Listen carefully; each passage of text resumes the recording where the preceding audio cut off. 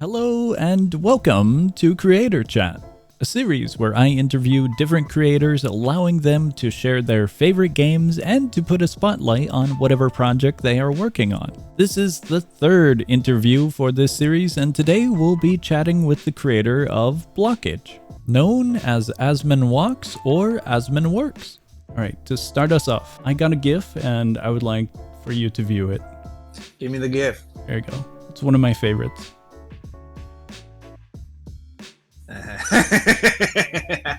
Yeah. I forget the context of that one, to be honest.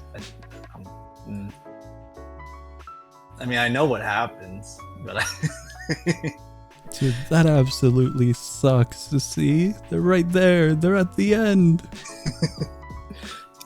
Classic neonKnights run ended. I don't know if it's classic. I would assume that's quite unusual. It's classic if you're playing with the lure. Just kidding. Alright, to actually get started, who are you and what do you do? Hi, I'm asmanwoks. I run the Roblox group and or general studio named Blockage, and we make games. All sorts of games we've made. I've made, like Noob Smacker, Noob Smacker, neonKnights, etc. And now we have our newest game, TDS, on Steam. What are your favorite Roblox games and game genres? Fantastic Frontier is a really good game. I played that for a while, and I like a classic Tycoon. I think one of the main ones really early on that I really liked was like Attack of the Slimes or Defend Against the Slimes. A lot of the build to survive type of games, but like of early time, where it was just like raw early Roblox with like welds and whatnot. So it's just like it felt very sandboxy, as you know the origins of Roblox were. And I think that those, out of all of the games that survived, those ones were the ones that lasted the longest. Alright, let's flip the switch, and what are some of your least favorite games and genres? I think the generalistic surge of simulators. That being said, I think it's like simulators and clickers have been around a very long time. I think it was just such a sudden shock to the general Roblox gaming sphere that it was just like, yeah, everything is a simulator. Everything is just clicks, and it kind of just got, you played them all, and I feel like that just kind of made the platform less fun for a while. So I would say that. Alright, still on games, what got you into game development? So I've been making games for a really long time. I think I've been doing it professionally since as soon as I got into college, I would say, which at this point is like 2015 or so. So professionally been doing it a really long time, but in terms of just making games in general is as far as back as I remember. And what got me into it is just, I don't know, I feel like I've always had a knack for wanting to make like games, like on the playground and whatnot. It's a very weird whatever answer to just say that I've done it my whole life, but I do feel there's an inkling of just at least creative and creation that I've always wanted to do this. So professionally, since, what did I say, 2015? Yeah. Actually doing it, at least my first game, I feel like I started back in middle school, so a while. Okay. Blockage is a Roblox group housing a bunch of games. Does everyone work on the same project, or are things a little bit more split up? Usually with Blockage, it is project to project, and I think for the most part, it always has been just whoever exists at the time is working on the same thing. So for example, the first moment in which we actually started getting a lot of help was, or at least I started getting a lot of help, was the latter half of Boost Vector, in which a lot of our long-running like moderators and stuff actually helped out with on the later half when the game came out. But I would say that a game like neonKnights, that was like built off of multiple people wanting to do it, and so it is just project to project, and it is whatever is the vibes of it. I guess is the way I can kind of put it. But it is all of a brainchild of, I want to start a new project and I have a project in mind, so that's where it usually ends up being, and then whoever wants to join joins. So it's a little bit more on the side of volunteer work rather than a dev team? Yeah, I would say that at least for it, more or less starts like, it's not really volunteer work in the way that I feel like it was when it was the time of like Boost Vector and whatnot. But neonKnights had a full-fledged team that were, paid for and everything, and it was just, but it is of a fruition that you want to do it. So I don't know how you would describe that. It's just contractor work, I guess. With the addition of TDS, Tower Defense Strategy, is Blockage fully moving away from Roblox? I'm gonna give a very PR answer to that and say that we are going to be making a lot more games on Steam. It's very, I guess I can say it's like, it's been very freeing, and it feels a lot more good to just make games general, just end of sentence, make games. And so it's very enjoyable in that regard, and I think for the most part that's the direction we want to go. In terms of our previous work and Roblox in general, I still am part of the platform. I still love it in its own little way, but it is a matter of, we're trying to make the studio proper. All right, was TDS your original goal in mind when starting out, or did you plan for something else initially and this just started to occur later on? So TDS has a really interesting background in which that we actually started it during neonKnights creation. So around like 2020-ish or 2021, I would say. It's like actually when the game's concept came to fruition. And I think for the sake of the question, it ended up being exactly where I wanted it to be. In terms of how big of a scope, I think with any large project, scope is always hard to gauge, especially at the beginning. But for the most part, we stuck to the guns and we stuck to the plan, and I think that in itself can be an achievement.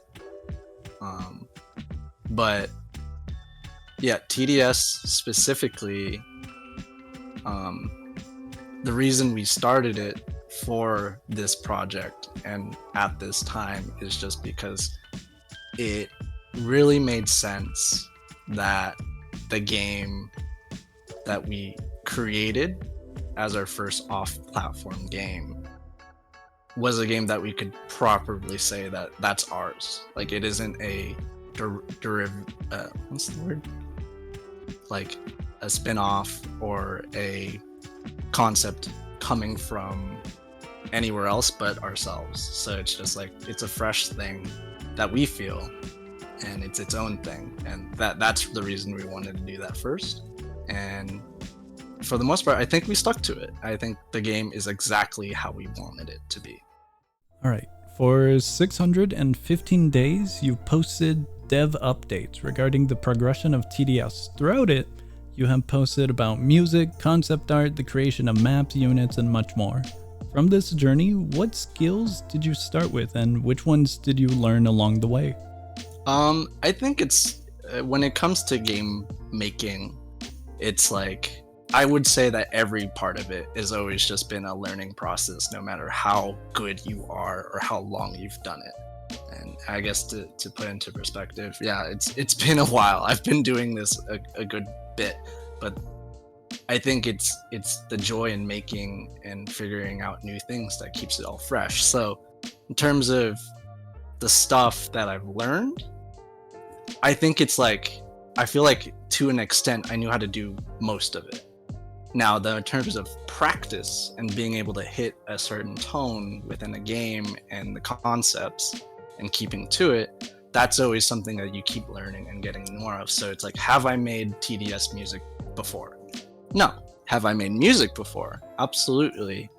Have I gotten better because of TDS? Yes. So it's just, I think if anything, the only main thing that I've learned, I guess you could say, like that is brand new, I haven't even ever attempted before, was learn a new piece of software, and that being in this case Unity. But that's to say that I haven't learned a previous software before, such as Roblox or Game Maker or whatnot software in the past. So it's a very cool thing for 615 days. I feel like I've learned a lot, and I don't think I have a specific answer to what, but I guess that's a little bit of everything, I guess. Basically, sharpening your blade at the end of the day. Yeah. TDS is a very interesting project. What was the idea behind the no clear and just pure progression for stages? Yeah, so the game in itself is, it is a very specific vibe, and when playing testing it through, it is like the first time ever play testing it through, way back when in 2021. To me, I like hard games. That's the thing. I really enjoy testing my capabilities and putting games to the hardest setting possible. And when I played it the first time, that was how it felt. It was very hard to beat the game, but that, to me, that's very enjoyable, and I like to do it again and again until I'm actually able to do it, because there's so many weird techniques within the game and mechanics that let you like get better. And it's like, oh, move the position one tile over makes all the difference. And I think those are like things I'm like, wow, that's really a game. That's really interesting. And so, but that's the thing, that is a me thing, and that's obviously part of the design, and a lot of people like that. But at least when it comes to making a game that most people want to enjoy, it's not always to the extent, that's not the only way you're supposed to, at least I want to make a game fun. So the no needing to clear things is by design, so that everyone can experience more of the game. And the initial intention was to make it so that, clearing the waves, all 30 or whatever the formats were, was a stretch goal. Like, you can do it, and that's supposed to be the challenge goal.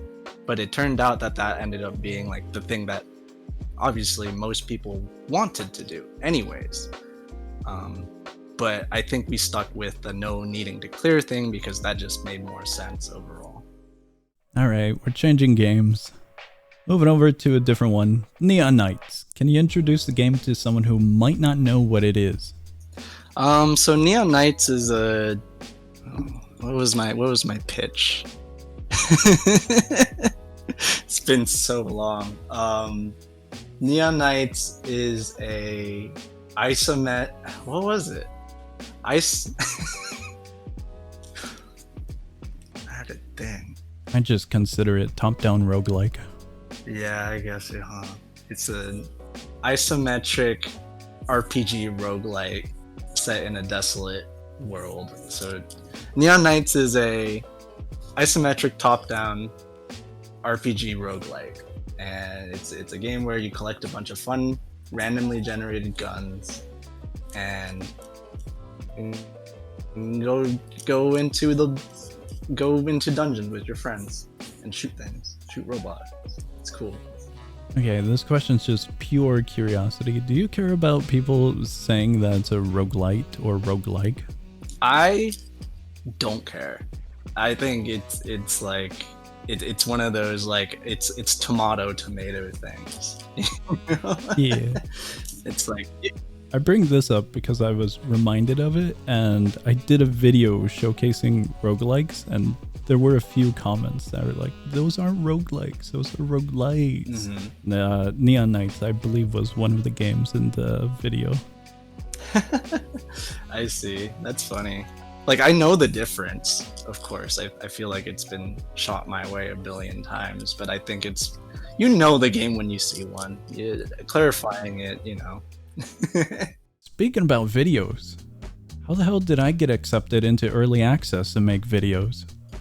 I think you were found through the grapevine of one of the others that worked or helped Blockage out quite a bit, and that's Sold, or formerly known as Music Sold. I remember I tasked him with finding people in general, and I was just like, we just make a who exists in Roblox that would play our game, and I don't remember exactly but you were on the top of the list, and I think we noticed that you already knew who we were, and that was already kind of like cool. so I think that's the main thing that we reached out for. But I'm very grateful for the the fact that you like us or like the game so much, and I really appreciate that. So I thought that was really neat, and this is why I'm still around. That's why you got a new key. Thank you very much for the key. It was unexpected. Very cool. I was gonna buy the game. Well, prepare to get more. Whatever ends up happening. Oh god, a bunch of free games. Mm-hmm. The problem with that, I don't know if I mentioned it, but I knew TDS was going to be a multiplayer game. I was glad I had a key, but it was in the back of my head of like, oh man, I'm going to have no one to play with.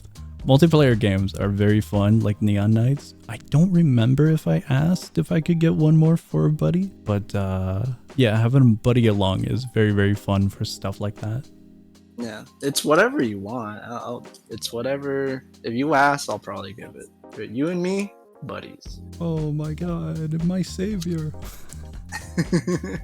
It was interesting because Mr. Wadi from RUG, Roblox Underrated Games, messaged me regarding the neonKnights stuff, and he sent it my way. Music Sold did send it his way at first, but apparently Wadi knew that I liked roguelike, so he sent it over to me. But I didn't expect the background lore from you. That was cool. I think it's because Mr. Y too. I remember they were already there as well. You guys are my favorite. You guys are the best ones. Best people that we've reached out to. 100%. I have no other thoughts on that. So when I saw the first creator interview, I'm like, those are my favorite people. I like this one. He's been hanging around quite a bit. Wadi's a good lad. He's just chaotic. Hell yeah. We need that. I need ad revenue. Good energy. A little too chaotic. Yeah, I need to watch it through properly. Anyways, that question stemmed from I was surprised because back then, that was quite a while ago from when neonKnights debuted, and back then it surprised me because it's a large group contacting me. I don't think my channel was all too big at the time, so it was a surprise. Well, I'm glad you think that we're big. Well, multiple games under the belt, Yeah, experience. Yeah, it's true. I forget that I'm old. All right, now that we got TDS out of 1.0 release, is neonKnights going to see any further development? All right. So I think what is it? 9 million visits are coming up. And as per tradition, I draw a little splash for every million visits that the game gets. And I think I can say that I will, in that message, I will say that neonKnights is going to get some love eventually. And I think that that's going to be my answer for the time being, because I think when it comes to Blockage, I know it says like a studio, and I know it says like it's a more or less it's a group, but I think that a lot of times it is just like project to project, and I never really like to linger on a specific project per se. Not because I don't want to, but because it's like there's so many other really cool projects that I have in my wheelhouse of thought that I really want to entertain. If I don't entertain them, then they'll never come to fruition. And so that's part of it. Now, this is saying that neonKnights isn't gonna get that. Well, sorry, that's why it's been so much time. It is because of that. So I think it's like, in my heart of hearts, neonKnights is gonna get some love. Of course, I'm gonna give it some love.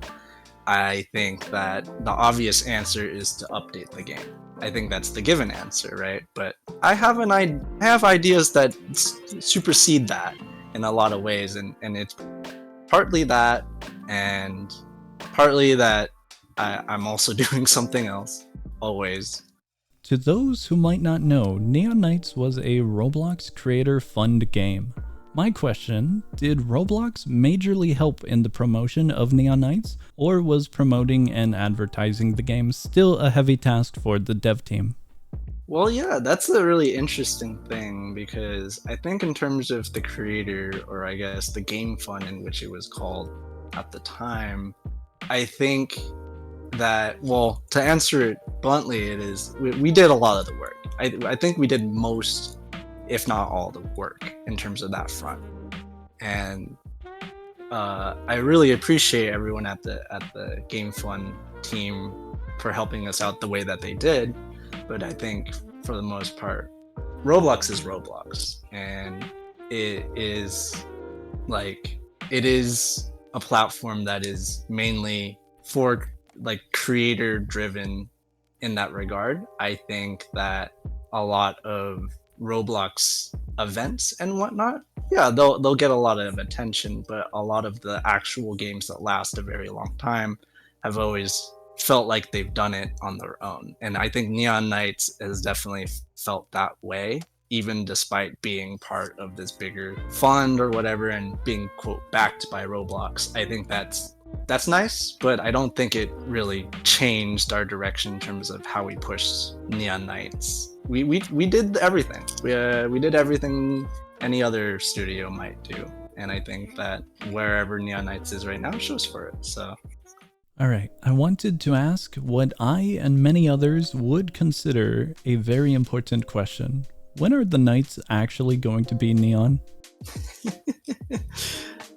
Well, I think if you were to jump in a pit of flux, you'd probably glow a bit. There are a bunch of Easter eggs and secrets in neonKnights. Are there any other throughout the other games that people might not know about? And what might be some of your favorites? Oh, I'm a sucker for secrets. If I can add a secret, I'll add a secret. I think there's a lot of secrets that maybe aren't exactly secrets, but more so just like things I did to that, like, oh, when I was making them, I'm already thinking of kind of like a scenario. So I guess my favorite secrets are the ones that are very blatant, that maybe is just like an insider, like me thinking to myself, oh, this robot like crashed into a building, and that's kind of funny, and now they're arguing, and that's just like a scene somewhere in the game. It's like, is it really a secret? Is it really on the nose? No, but it is a thought in a scenario that's happened. And in the other games, such as TDS and whatnot, oh, plenty of secrets.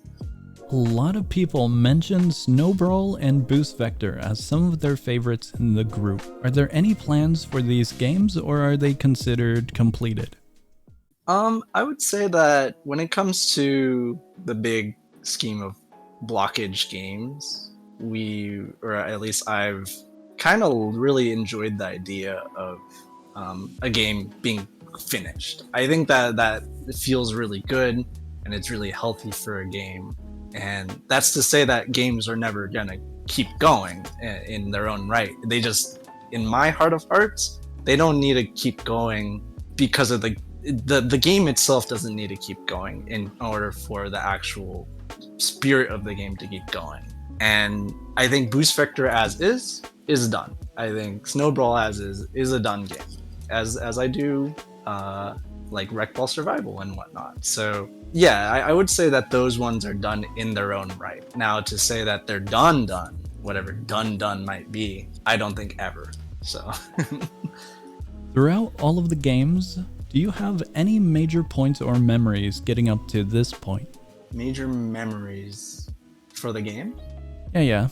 I think so. Any like notable thing that's happened in Blockage, I think most of it happened during neonKnights. I think neonKnights was such a departure from the general, like how Blockage has been, that a lot of things in life happened. Like for a brief moment in time, Blockage Studios had a studio.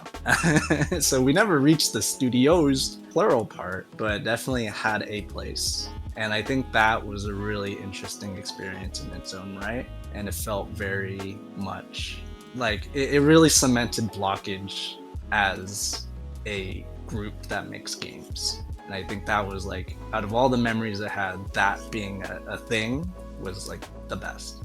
As an individual and a group, what challenges did you face?